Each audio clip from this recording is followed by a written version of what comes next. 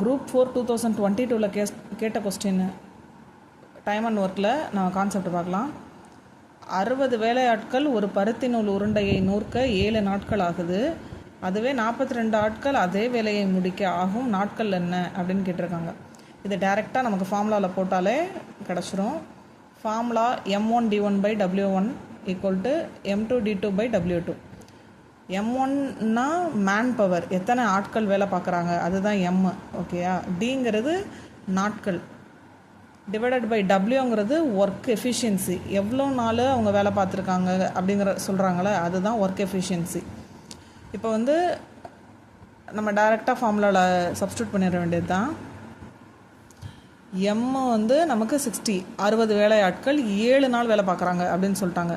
அதுதான் போட்டிருக்கோம். 60 பேர் 7 நாள் வேலை பார்க்குறாங்க, டிவைடட் பை 1. ஆக்சுவலி அதாவது ஒர்க்கு ரெண்டுமே ஒரே தான், அதனால் நான் 1ங்கிறதுனால போடாமல் இருக்கேன். =W2 வந்து நமக்கு என்னது, 42 பேர் எத்தனை நாள் வேலை பார்க்குறாங்க, 42 பேர் எத்தனை நாள் வேலை பார்க்குறாங்க. ஓகேயா. எக்ஸ் இங்கிட்ட வச்சுட்டு 42 கீழே கொண்டு வந்துட்டேன். 60 × 7/42 டைரெக்டாக கட் பண்ணிங்கன்னா 7 6 7 சார் 42, 6க்கு 6 கட்டாக 10. அப்போ எக்ஸ் வந்து நமக்கு 10ன்னு கிடச்சிருச்சு. 60 பேர் 7 நாள் வேலை பார்த்தாங்கன்னா 42 பேர் 10 நாள் வேலை பார்த்தா அந்த வேலை நடக்கும் அப்படிங்கிறது நமக்கு கிடச்சிருச்சு. ஓகேயா. இது வந்து ரொம்ப ஈஸியான கான்செப்ட் தான். இதே மாதிரி உங்களுக்கு ஏதாவது டவுட் இருக்குன்னா நீங்கள் கமெண்டில் கேளுங்க, கண்டிப்பாக நான் உங்களுக்கு சொல்கிறேன். தேங்க்யூ.